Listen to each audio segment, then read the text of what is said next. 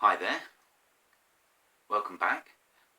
Here I am with the second part of my second vinyl wall, mainly from, this charity shops, as per usual, charity shops, car boots, one, two things from online, I can't remember now. Anyway, so,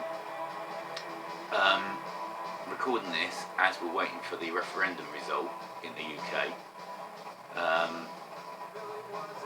Various big heads on TV that I'm not particularly interested in, just wanting the results.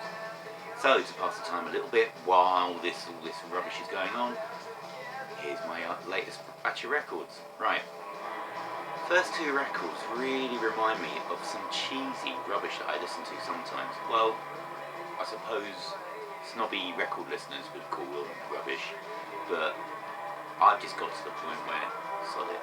If I like it, I like it. If I don't, I don't. Don't care if it's cool or whatever. So with that in mind, possibly the uncoolest record I've ever owned. Possibly. Yeah. Here's the first one. 5-star. Luxury of Life. If my sister knew I had this, she would be livid because I used to rip the pee out of her for owning this thing. But over the years, I've realised that it was actually pretty good pop. I mean, things like Systematic, what else was on it? Love Takeover.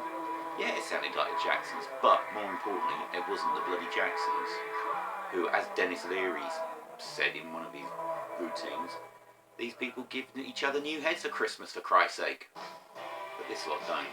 I don't know where they are now, probably bloody awful, probably on a council estate somewhere, but who cares, they made some decent records. So that's the first one.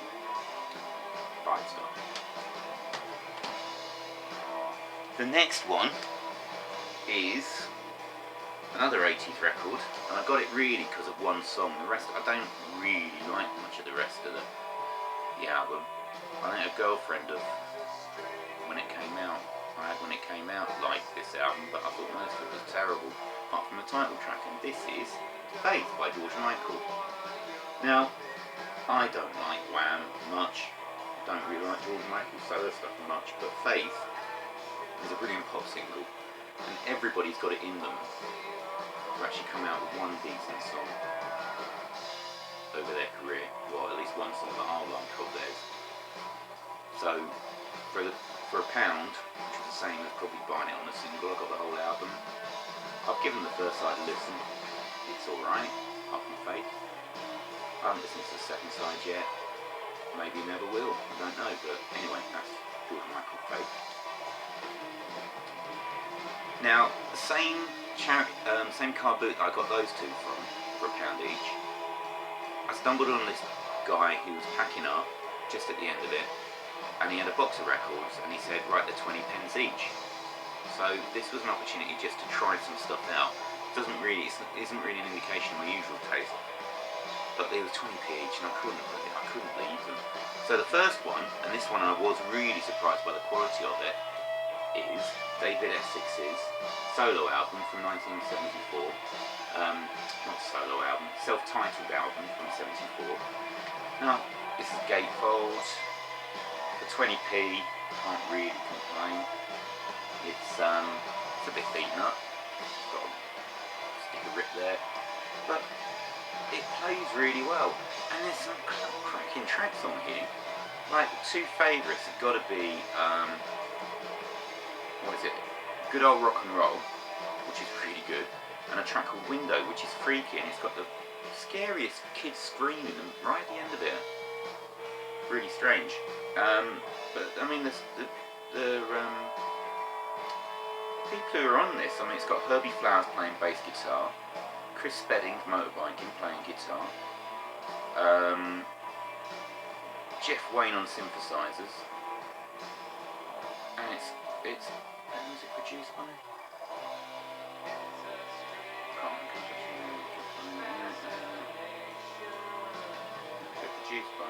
Can't remember. I thought it was produced by something fairly famous. I recorded it by, nobody particularly famous, but that's some list of contributors to this record. And there's the back cover. And for what I probably would have considered a teeny bop record from the early 70s, like David Cassidy, it's really quite good. So that's David Essex. Then I've got Johnny Nash, Greatest Hits. I've got this one song as well. I can see clearly now, which I really like listening to. Especially, it just cheers me up no end. Not bad condition. It doesn't. It plays all the way through. Bit of surface noise, but not a problem. 20p. And I've been amazed by this. This is really good. It was sort of reggae-ish. He's covered a lot of people on here. He's got a couple of Cupid. He's covered a Bob Marley song, probably years before anybody else even heard of him. But it's really good. I'm well surprised. That's Johnny Nash. Bit of a laugh next. Chartbusters 81. Only volume 1, even though you're supposed to get volume 2 for free. It's got this because it was 20p. It's got things like It's My Party by Dave Stewart and Barbara Gaskin, which I don't have anywhere else. Kids in America I've got somewhere else. It's got the Birdie song on. I've ripped it off before that's come on. The original of Heart and Soul by Exile, which is better known as being by Huey Lewis. Lock Up Your Daughters by Slade, that's a bit of fun. CC Je suis un rockstar by Bill Wyman. So yeah, it's got a few songs I haven't got anywhere else on it. 20p. 20p. You can't even get a curly whirly for 20p anymore. This one comes from a Reader's Digest country music box set, and if it had been any more than 20p I wouldn't have picked it up, but as it was I was really happy. It's got various guitar, it's called Guitar Country. Take Me Home Country Roads is the box set it comes from. It's got things like Rebel Rouser by Dwayne Eddy, which is a great little instrumental. It's got Yakety Sax by Boots Randolph, which is better known as the Benny Hill theme, which was a great surprise. It's got people like Roy Orbison on it, Chet Atkins and Jerry Reed. There was a really good bluegrass song on there, I can't remember which one it is. Can't remember, but there's a really good bluegrass song on it. So if I do ever see the box set going fairly cheap, which I probably will run into someday and it's in decent condition, I think I'll get the rest of it. Because I've looked up the track listing online and it's all the usual, but it's all the usual suspects, but it looks like quite a good compilation, and it's like 7 or 8 records, so if I see that cheap, say a £5, I'm definitely picking that up. Because country is something that I've not really been into that much. I just don't know, but not that I wanted to just poo-poo it, but I suppose just find out a bit more about it. So this gave me the opportunity, because one of the other records I picked up for 20p was Glenn Campbell's Greatest Hits. Some of this is appalling though. Like Dreams of the Everyday Housewife. If you ever hear that, oh my god, I've never heard anything as bad. But it's got Gentle on My Mind, which is a great track. Which is a Line Man, which is regularly touted as one of the greatest singles ever recorded. I mean, it's good, not that good. It's got By the Time I Get to Phoenix. So yeah, 20p. It's 4 songs I like, it's 5p a song. There we go. Cheaper than downloading. Next two. Now people in America probably know this lot. I think they were really big over there. But this is Judds, and this one is Rockin' with the Rhythm. Yeah, it's alright. I'm going to give it another listen. It's interesting enough. I can't believe they're mother and daughter. Well, I can, she does look older, but that's mother and daughter. I mean, I don't know. How much airbrushing has gone on that cover? Really? I don't know. Anyway, that's good. I got another Judds album for the 20p, and this one is Why Not Me. I think one, my favourite song is on that one, and I can't remember what it's called. Is it Dream Chaser? It's not River Roll On.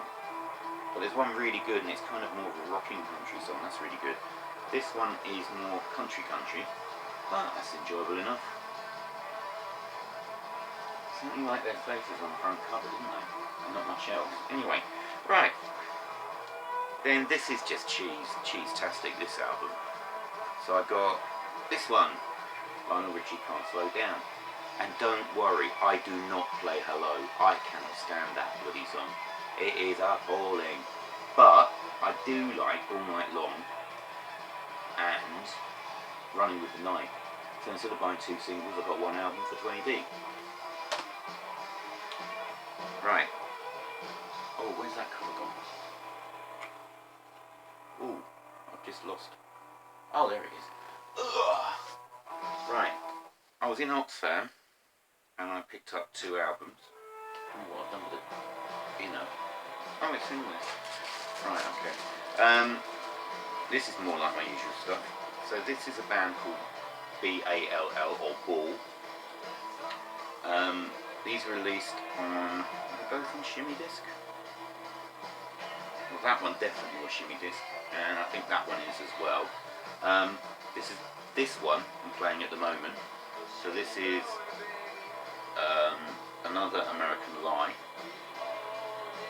Oh, I didn't notice that cover. That's a bit rude, isn't it? Oh dear. Right. Anyway, so we've got that. Nice noisy guitar rock. It's got Don Fleming playing guitar and singing, and Kramer who's playing bass. Now they're both, I can't remember who that. Don Fleming produced Dinosaur Jr., I think, and Kramer's produced him, but he's been all over the place. He's just such a part of American alternative rock. I mean, he's unbelievable. So that's that one. That one's Another American Lie. And then I've got this one as well. These were about, I think these were $2.99 each. Hardball. And I think this one's probably more melodic, but this one's nicer noise. So you take your pick. But there's both of them.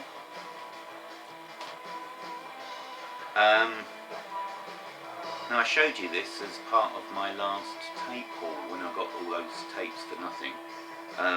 But I'd already picked up a beautiful, it looks pristine, copy of Blondie's Greatest Hits. Now I've got loads of their albums anyway, but the reason I got this is because it was £1. I don't think there's anything special about the sleeve.